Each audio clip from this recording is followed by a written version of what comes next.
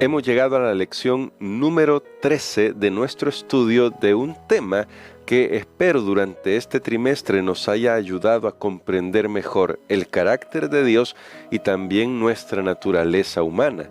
Por eso este día vamos a comenzar estudiando todo un tema que se refiere a el proceso del juicio y hoy particularmente hablaremos del juicio final.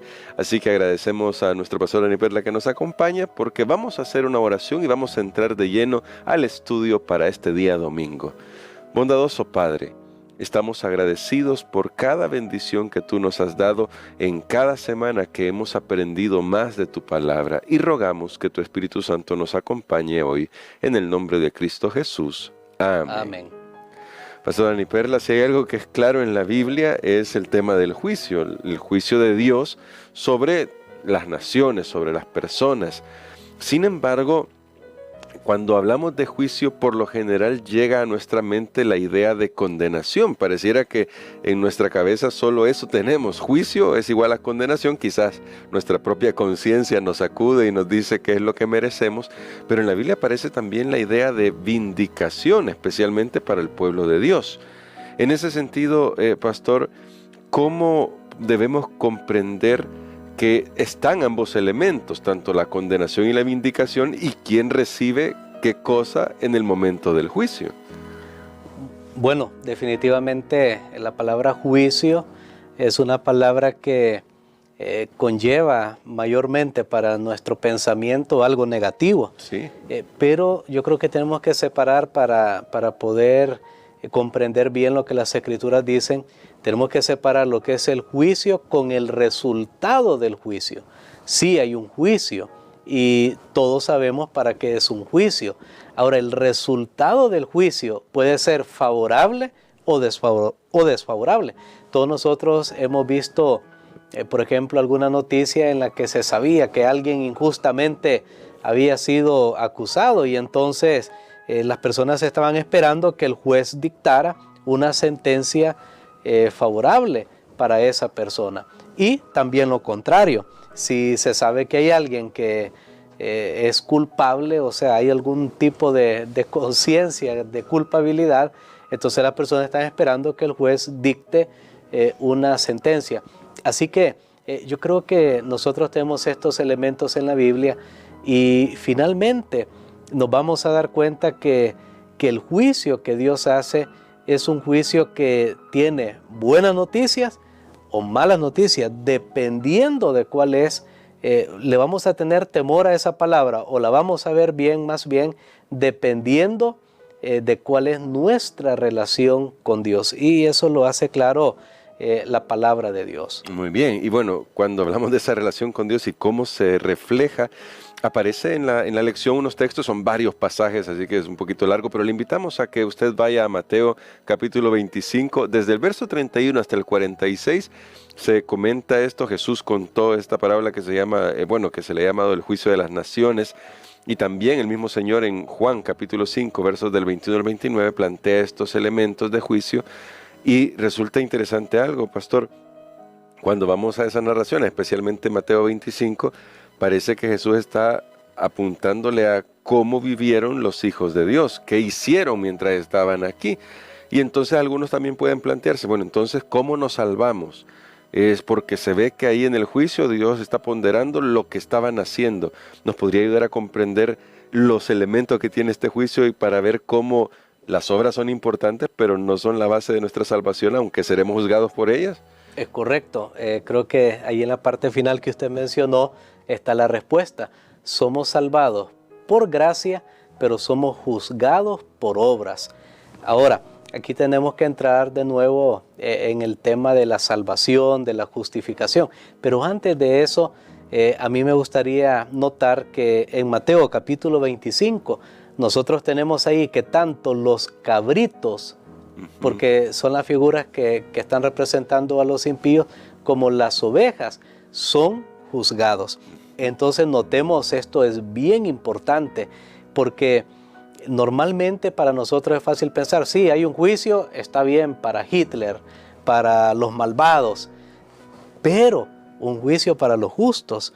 Entonces muchos dicen, no, ya el justo ha sido justificado, ha sido perdonado por el Señor, ya no tiene que ir a juicio.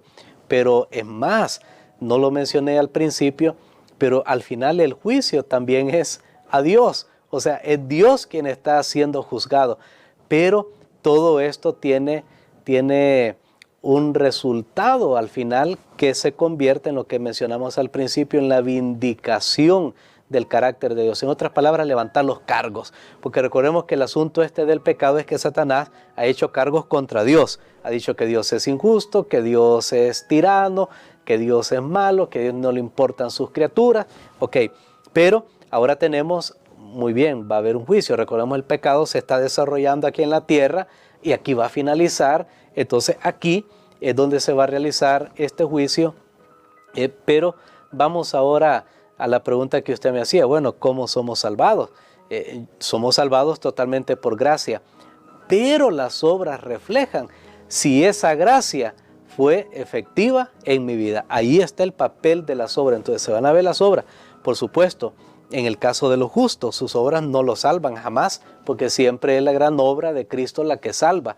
Pero las obras de los justos demuestran que aceptaron la obra de Cristo Jesús y que la motivación, que lo que los impulsó a ellos para sus obras, fueron cosas buenas. Porque recordemos, pueden haber obras buenas por motivaciones incorrectas. Alguien puede dar una ofrenda, pero su motivación puede ser para ganar un puesto.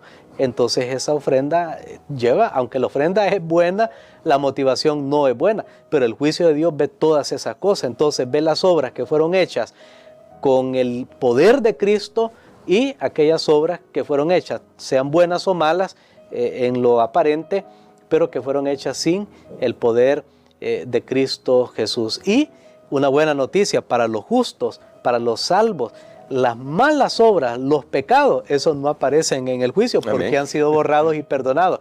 Entonces, para el creyente, el juicio es buenas nuevas. Amén. Ahora, pastores, para finalizar la reflexión de hoy, el juicio no tendría sentido si, como pensaban algunos en el pasado, hubiera un decreto divino que dice quién se salva y quién se pierde. Eso en primer lugar, pero el juicio tiene sentido porque Dios nos ha dado libertad de elegir. Pero entonces, pastor, en este sentido, el juicio no es para informarle a Dios sobre nuestras decisiones, en realidad es solamente para fijar lo que nosotros hemos decidido con nuestra vida. Es correcto, el juicio no lo necesita Dios para él, llamémoslo de esa manera, pero Dios es un Dios transparente. Dios quiere mostrar a sus criaturas cómo Él actuó, por qué actuó, y esta semana lo vamos a ver bien claro en las diferentes etapas del juicio. Dios quiere que sus criaturas puedan conocerlo a Él y realmente Él lo hace en favor de cada uno para que no quede esa duda. Dios no es alguien que dice, bueno, voy a poner en reserva esto por toda la eternidad y nadie se dé cuenta por qué se salvó y por qué se perdió aquel. Eso solo yo lo conozco. Entonces ahí va a estar la semita de la duda. Bueno, ¿y será que Dios fue justo? Que vi que trajo al cielo a mi vecino que no iba a la iglesia y vi que aquel que iba a la iglesia no vino. Entonces, claro, solo estoy poniendo una ilustración, claro. No estoy diciendo que eso tiene que ser así, pero entonces lo que Dios hace es, no, voy a poner aquí los libros, voy a poner aquí las evidencias y finalmente el mundo, el universo entero más bien comprenderá que Dios siempre tuvo la razón, que Dios actuó siempre por motivos altruistas y que todas las acusaciones del enemigo fueron realmente falsas. Así que el juicio es una gran noticia en la Biblia, es parte del Evangelio eterno. Por eso, por cierto, en Apocalipsis se los une el juicio con el Evangelio. Y pastor, quisiera que orara por nosotros por eso, para que comprendamos bien este concepto y al entregar nuestra vida a Jesús ya no tengamos temor de lo que sucederá en este juicio. Amén. Padre, gracias te damos, Señor, porque tú eres un Dios justo. Gracias porque tú has ideado un medio de salvación, que es una persona, tu Hijo amado Jesucristo, para que creamos en Él y seamos salvos. Gracias, Señor, porque esa creencia actúa en nosotros y nos hace ser herederos de promesas maravillosas y también nos capacita para vivir la mejor vida posible en esta tierra. Ayúdanos para mantener nuestra confianza en Él. Lo pedimos en el nombre de Jesús. Amén.